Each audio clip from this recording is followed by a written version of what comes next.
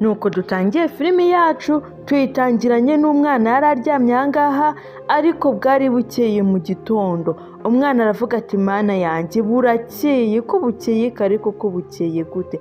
Umwana icyo yakoze yabyutse yirukanka, bigaragare yuko yari agiye nyine kujya ku ishuri. Icyo yakoze yaje ahangaha akajya afungura amazi, urabona yambaye n'umupira rwose ubona ucitse, bishatse ko arawukorana akanawuraramo.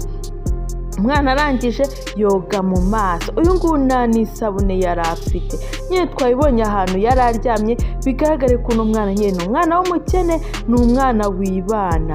Yari ari koga nyine, ntabyo koga umubiri ngo arafata ibase ngo agende yoge, ibyo ngibyo ntabwo ari ibyo, bifite ba nyirabyo. Umwana icyo yakoze yahise yirukanka agiye gufata nyine bage yiwe abe yareba yuko yajya ku ishuri.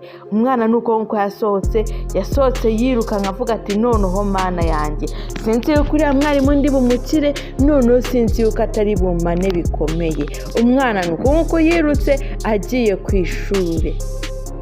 Reka turebe yaciyemo akanya gatoya nyine, umwana uko twamubonaga yirukanka yaraje nyine ku ishuri, yari ahageze turabona arimo guhengereza. Nawe ibi warabikoze, abantu bibuka nyine bakiri batoya ku ishuri ukuntu mwajyaga muhengereza, abandi bari gukubitwa nyine ku biboko, abandi basize amakayi ku kibuno nyine kugira bataza kubabara. N'uyu nguyu ni uku nguku nyine byagenze, yaje ahengereza gahoro gahoro. Yasanze mwarimu yamutanze ku ishuri, mwarimu arangije amusamirije avuga ati ariko uno mwana niwe mwana wenyine ngira wananiye, ariko se wa mwana we kuki utajya uzinduka nk'abandi bana, kuki utambara inifomo nk'abandi bana? Bagenzi be bari barimo baramuseka, bariya nyine ukuntu yambaye, bariya n'abana bo mu bakire nyine barimo baramuseka babona ariwe wambaye nabi. Mwarimu akamubwira ati wa mwana we kuki mama wawe atakwitaho? Ubundi wowe nta babyeyi ugira, ni wowe uza wambaye nabi, ni wowe ukererwa buri munsi. Umwana amubwira ati mwarimu ndakwinginze mbabarira, ntabwo nzongera gukererwa, nuramuka umbabariye ntabwo nzabisubira rwose. Amubwira ati ndakwinginze mwarimu ntabwo nzabyongera. Amusaba imbabazi umwana amwinginga, amutakambira ati ndakwinginze mbabarira pe, noneho n'ubwa nyuma ninongera basi uzanyirukane nk'uko ubitekereza. Ariko umwana ubwo ari gusaba imbabazi, uwo azisaba ntarimo kubyumva, nta nubwo amwitayeho habe na gatoya rwose. Umwana yakomeje aratakamba avuga ati wambabariye, nibura ukambabarira bwa nyuma. Mwarimu icyo yakoze yaramwirukanye, amubwira ati mvira ku ishuri, singukeneye ahangaha, undebere. Umwana baramwirukanye. Haciyemo umwanya mutoya, mwarimu aravuga ati twikomereze twigire, murekane n'uriya, uriya mwimwitaho ntabwo azi icyamuzanye kwiga. Iyo abaraje kwiga nkamwe yari kuba yazindutse ndetse akazana kare cyane rwose, ndetse akanagura n'inifomo nk'uko bikwiye, akaza kwigana n'abandi. Uno mwarimu nuko yarimo kubwira bagenzi be, ariko avuga ati twikomereze, ati mwebwe mwige musizeho umutima. Abangaha nyine baba barimo bariga, arangije avuga ati mube murekeye noneho mubanze mugende mufate lanchi muze kugaruka mu kanya. Hano buri mwana wese yijyaniraga ibiryo byiwe. Urabona nyine iyo lunch yageraga, buri wese yahitaga afata ibiryo bye akagenda agashaka aho yicara ubundi akabirya. Ntabwo ari nka byendi bateka mu kigo nyine ngo nibigera ngo mugende mwicare murire hamwe cyangwa mube mwanasangira. Banga buri wese yizaniraga ibye, yabikuraga iwabo mu rugo. Muri ako kanya rero barimo baraza baje kurya, aho bicaraga niho basanze wa mwana yicaye burya atatashye. Banjye baramubwira ati ariko wa mwana we kutumva ibyo mwarimu wacu yakubwiye kutatashye, ati tisha si yakwirukanye, ati none we wibereye ahangaha nyine uriyicariye nta kibazo ufite. Umwana nyine nta kintu ari bukore, bamubwiraga nabi nyine akihangana. Arangije araguruka avuga ati sha mwamaye ku biryo koko, uti wambabari ukamaho ko njye nta biryo nazanye. Urebe muri ako kanya hari uwirukanse agenda abwira mwarimu ati mwari rwose uriya mwana arimo kudusaba ibiryo byacu kandi ntago dushaka kumuha. Atuzi yuko atigeze ataha. Mwarimu aravuga ati nibyo se koko? Ati reka nze ndebe. Atabaye ari ibyo uno mwana yaba yarananiranye, ndamwirukana ntatahe, namubwira ibyo mubwira ntaba ari ibyo akora. Ati uno mwana rero ni ukumushakira ibindi bihano bikakaye, ati kwa yuko atumva. Rero baje ahangaha nyine bavuye kumurega kwa mwarimu yuko mwarimu babwiye mwarimu ati ari hehe. Mwarimu arababaza ati ari hehe? Uyu nguyu aravuga ati nguyu rwose, nguyu hano ngaha yanze gutaha ahubwo ari kudusaba ku biryo byacu. Mwarimu arambwira ati kwa mwana uratekereza koko kuki buri gihe mpora nkwiyama ariko ntiwumve? Nakwirukanye ariko nushaka gutaha none uri kuza usaba n'abandi bana ibiryo byabo. Ati ese wowe uzana ibiryo byawe mama wawe ntago ajya ateka nijoro ngo agusigiremo? Ese nubwo aba afite akazi adashoboye kugutekera nyine nta nubwo yabiraza? Ati wundi wa mwana we uteye ute? Ati wundi we na mama wawe nyine no kumubona uwo mama wawe wirirwa nyine atakwitaho, ubundi wowe ugira umubyeyi? Umwana hano nyine yarababaye, arababara ariko nta kindi yari bukore nyine. Mwarimu nuko nkuko nyine aba ari kumusomera ntago azi iby'uno mwana. Uyu nguyu yambwiye ati none se niba nta n'ibiryo wazanye nta nubwo wataha ko bakwirukanye ukareka kwirirwa udusaba? Ati none se ubundi kuki udusaba ibyacu iyo wowe utegereza ko waje ukererewe ukaza uzanye ibyawe, n'ubundi ko wakererewe iyo utegereza nyine bigashya ukaza uzanye ibyawe? Mwarimu arambwira ati rero reka mubwize ukuri, niba udashoboye kwiyitaho nk'abandi bana uzava mu kigo cyanjye, nzakwirukana wigendere wa mwana we. Ntabwo twe dukeneye abana nkamwe, abana mutiyitaho. Mama wawe ntajya kumesera, ntajya gufurira, nta nubwo ajya gutekera wowe. Ati ni kwa kana turumva ukuntu uri no guhumura nabi. Baramubwira ati ndumva uri no guhumura nabi. Mwarimu icyo yakoze yabwiye ati rero mwebwe nimwicare mwirire, uriye ibye tuzabisubiramo, ntabateshe umutwe ntabateshe n'igihe, ahubwo nimwicare mwirire. Undebera uno mwarimu nta nubwo yakicaza uriya mwana nibura ngo amubaze ati kubera iki uzusa gutyo, kubera iki ubutariye, kubera iki nyine uba utakoze homework, ahubwo nyine ni ukumucyurira ati mama wawe amaze iki? Ese niba mama wawe atakwitayeho wowe ntabwo wakwiyitaho? Nta nubwo nibura waza uhumura neza? Twarakwihanganiye cyane, ntujye wambara imyenda imeshe, ntujye uhindura, uhora mu mwenda umwe. Mama yabwiye ati mwebwe nimwicarire mwirire, ariko uno mwarimu mu by'ukuri ibintu akora ntago ari ibyo, n'abandi barimu murebereho. Ntabwo iyo umwana nyine ntabwo umubwira gutya, ahubwo urabanza ukamuhamagara ukamenya uno mwana afite ikihe kibazo. Ese kwezi uno mwana ari wuze usa nabi? Ese nibura yaba afite ababyeyi? Ibyo byose ukabanza ukabimenya mbere yuko umubwira nabi nyine umucyurira. Hano buri wese afashe isahani ye atangira kurya ibyo yazanye nyine. Urabona hano buri wese aba afite ibye, ntawe usangira n'undi. Nubwo umwe yaba yazanye inkoko undi akazana umureti, ntacyo ibyo bivuze nyine ntago muri bubisangire, buri wese ararya ibye nyine, nuko babamenyereje. Umwana yaratashye, reka turebe neza. Umwana nyine baramwirukanye arangije aza ahangaha. Umwana yaje arira ababaye, ubona afite agahinda kenshi kandi kanakomeye, avuga ati mana yanjye ibintu mwarimu nkose, mwarimu noneho ibintu yankoreye ntago ari ibyo. Umwana yaje hano yirukanka nyine avuga ati noneho ko bikose nshoboye kuba nzindutse. Yaraje nyine ku ishuri asanga n'ubundi ni bya bindi, mwarimu yahageze. Umwana aravuga ati noneho ndapfuye, ati nari nzi ko noneho nzindutse. Umwana nta n'isaha ajya nibura ngo arareba nisangahe, wiyabyutse aza yirukanka.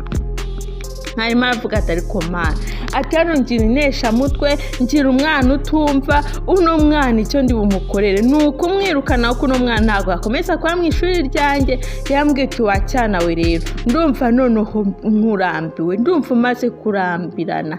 Ati icyo ngiye kugukorera, ugiye kuza ahangaha abanyeshuri bakuririmbire baguserereze kugira ngo n'ubutaha utazongera. Abana babamo barigira imibare nyine, teacher arimo kugenda akosora umwe umwe. Ati none wowe unibuje, ati buse kusha amasaha agiye, niba dutangira saa moya ukabuje saa 4 ubwo ugiye kwiga iki? Ubwo wowe ugiye kwiga iki niba uje imibare ndi kwirangiza? Ati nubwo waba ufite ubwenge bungana gute se ibyo nize, ibyo nigishije udahari urumva wabifata? urebe icyo bambwiye ati ngwino rero winjira ahangaha bano bana babanze bakunyuzure. Umwarimu yamuzanye hano imbere arangije abwira abagenzi bati mwebwe ni mu muririmbire ya ndirimbo imusebya nyine ituma nyine yisubiraho. Abana batangira baramuririmbira bakajya bamuririmbira ati nguwo ati ntabwo azi kwitaho ibiki n'ibiki nyine bafite indirimbo bahimbye. Uno mwana niyo bajya bamuririmba nyine ni indirimbo ibabaje bafite amagambo arimo mabi nyine akomeretsa asesereza. Nuko nguko nyine umwana barayiririmbye yumva agahinda nyine karamwica, ariko uno mwana ntafite umwana n'umwe nibura umwitayeho, ntabwo ibyo ngibyo babyitayeho, nta nubwo mwarimu we nibura amwitayeho. Bamaze kuririmba bamubwira ati ngaho genda rero nizere yuko ejo uzisubiraho. harimo nyine yabikoraga nk'umuntu uri kumukebura, ariko mu by'ukuri ntago azi agahinda uno mwana afite. Niyo mpamvu uba ukwiye guhamagara umwana ukamubwira ati ko mbona umeze gutya na gutya, ese ko wicara umeze gutya na gutya ni ukubera iyihe mpamvu? Nibura ukabimenya ukamenya no mwana nta babyeyi agira, ukamenya nuko umwitwaraho ndetse nuko uri bumugenze gahoro gahoro. Umwarimu rero ahita amubwira ati noneho abandi basanye homework zabo nawe zani yawe. Aravuga ati mwese nizeye yuko namaze kubakosora, ati nabakosoye, ati nuriya rero noneho nazane homework yiwe nawe mukosore ndebe saba yakoze ibiki, ati cyangwa naniyo wakoze, ati waba wakoze homework wa mwana we, utireka nkubwire, ati buriya wayikoze, ati cyangwa nayo wakoze urataha ukiryamira ukajya kuzerera, ati ubwo siko kazi kawe, ati nakubwiye ngo zana homework yawe, ati se kumeze nkaho utarimo kunyumva, ati ubwo koko waba wayikoze, abandi bose niba nabakosoye wowe nihe mpamvu ni ugazana homework yawe ndebyo wakoze maze nawe ngukosore, ati kubera yuko ino homework nzayishyira hano ngaha maze neranya amanota yanyu. Uti rero niyo mpamvu ukwiriye kuyizana, kana kigunze rwose kameze nkaho nayo yakoze. Urabona ukuntu umwana ameze hano ngaha yigunze, ariko byo uno mwarimu nawe wabona murenganyije. Umwana azakererewe, umwana akora homework, umwana ntago yambara uniforme, wowe uri mwarimu wakora iki? Ariko nyine ikosa nawe yakoze hano rikomeye nuko atigeze nibura muganiriza ngamubwira uti se wa mwana ufite ikihe kibazo, ariko mwe mama ati wazanye nka gukosora, nihe mpamvu utari kuzana homework yawe ngo mbe nagukosora? Arambwira ati se ubwo koko waba wayikoze wa mwana we, atako wa mwana umaze no kunanira, kuki buri gihe nkubaza icyo mama wawe amaze nukuki utajya ukimbwira? Ese mama wawe yaba amaze iki? Umwana yo kuvuga kuri mama we ubu uri kumukomeretsa, ariko uriya mwarimu nabyaze yambwiye ati mama wawe amaze iki? Mama we niba adashinzwe kukwitaho ubwo ngubwo yaba amaze iki?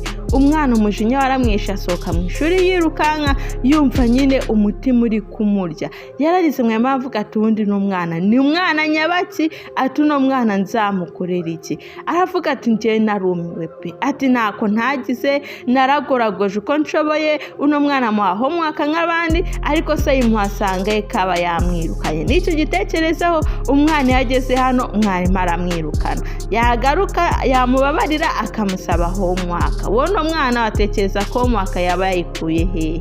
Uno mwarimu rero nibyakoreraga uno mwana akajya musaba n'ibyo adafite. Anje avuga ati rero mwabana mwe ndabinginze, hari ahantu ngiye kujya mfite uruhushya, ati mwebwe icyo muri bukore muri buze gukora ya homework nabahaye nabasigiye, noneho nzagaruka kuwa mbere munyikosore ndetse nandike n'amanota kugira buri wese azamenye ngo ahagaze gute. Rero mwabana mwe murabizi tugeze muri weekend, ati kandi weekend mugomba gukora cyane, ndabahereza homework ndetse mbahereza homework nyinshi, mugende muyikore neza kandi muyikore muyitayeho. Uyikora neza akazayitsinda amanota yazazamuka, ariko nuyikora nabi abazatsindwa. Ati rero nimugende mubyiteho ibyo mbabwiye. Abana rero barishimye avuga ati Imana ishimwe no munsi dutashye kare. Buri abana benshi nubwo babiga muri kaminuza bakunda konje,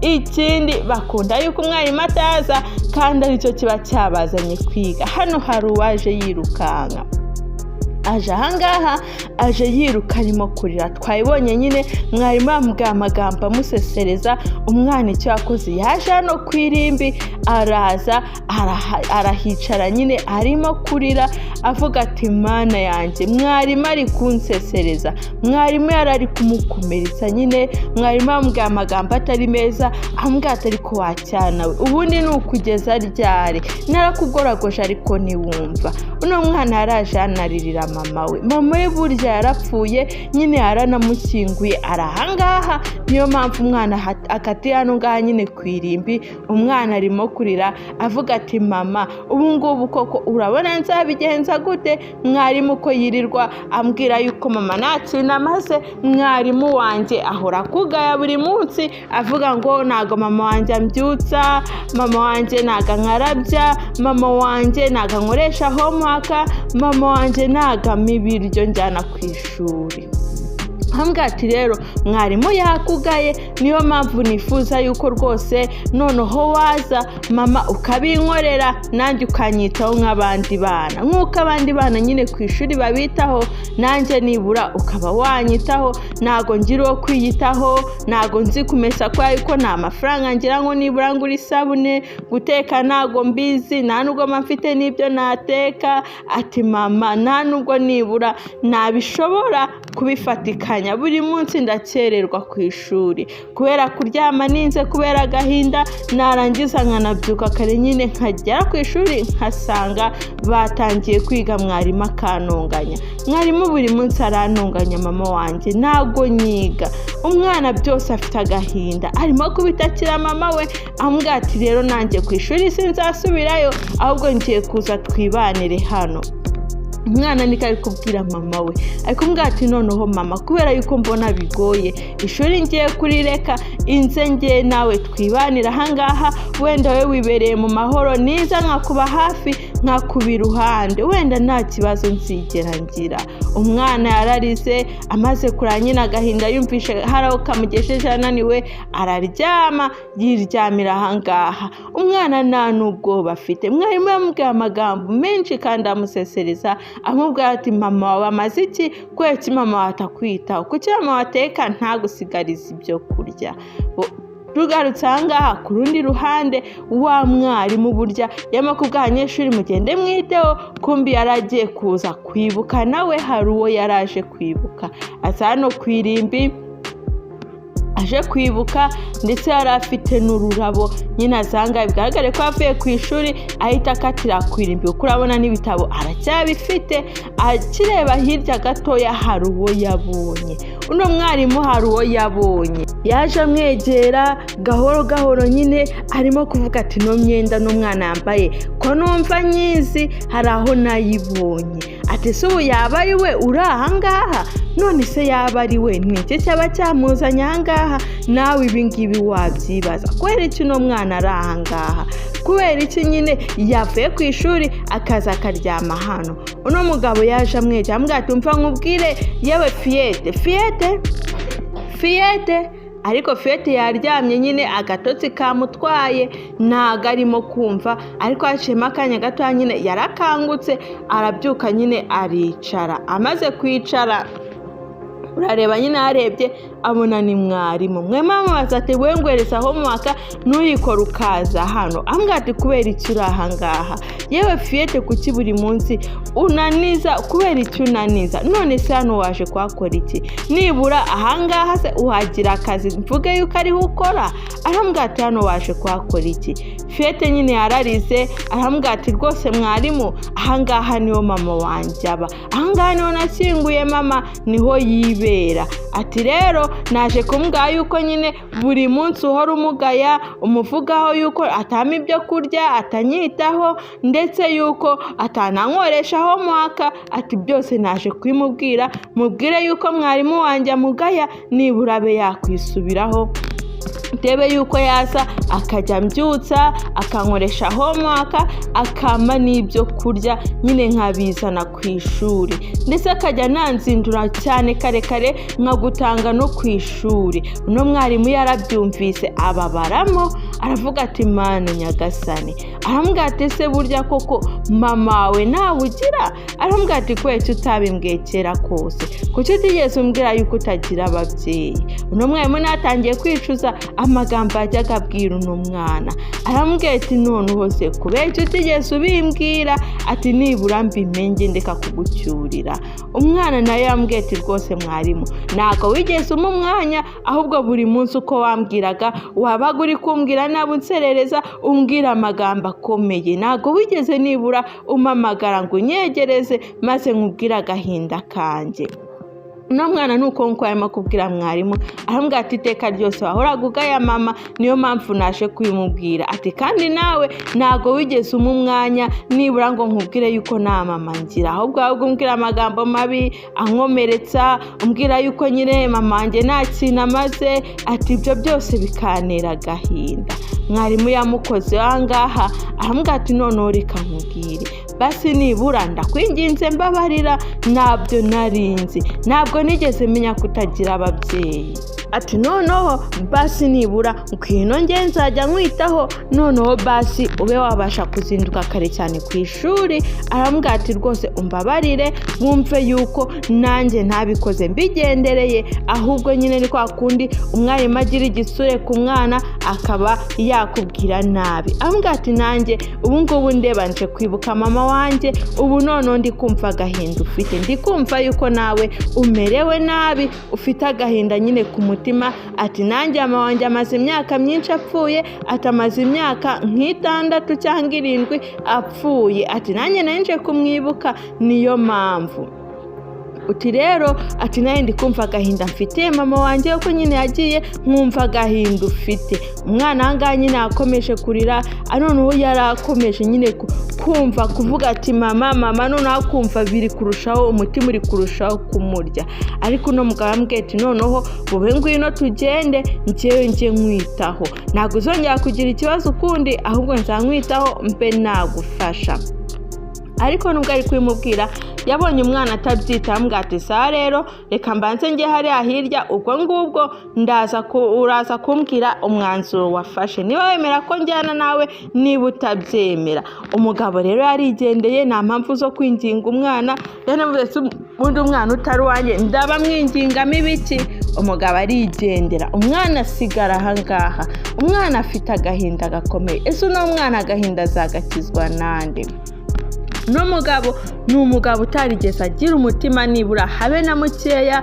Icyo yakoze yaraje ahangaha nyine yibuka mama we, arangije avuga ati mama rwose ndibuka ibyiza byose wankuriye, ndibuka yuko wanyitayeho nk'umwana wawe. Ahatereka ururabo, aravuga ati noneho reka nigendere, ibyo uriya mwana ntago abyitayeho habe na gatoya. Hari abantu benshi batagira imitima yo gufasha, waba uri umwana cyangwa uri mukuru, ariko ibi ntago bikwiriye. Nyine umuntu mukuru, umuntu w'umugabo nk'uyu nguyu, ese abaye ari nk'umwana we yakishimira kumubona ameze gutya? Icyo yakoze yarahindukiye we arigendera. Ni nahangaha turangirije filimi yacu, ndetse na ba nyirayo niho barangirije. Nako nguko yarangiye, ariko mw'abantu mwe mukuremo isomo kandi mujye mubasha no gufasha ababaye nabo mubite.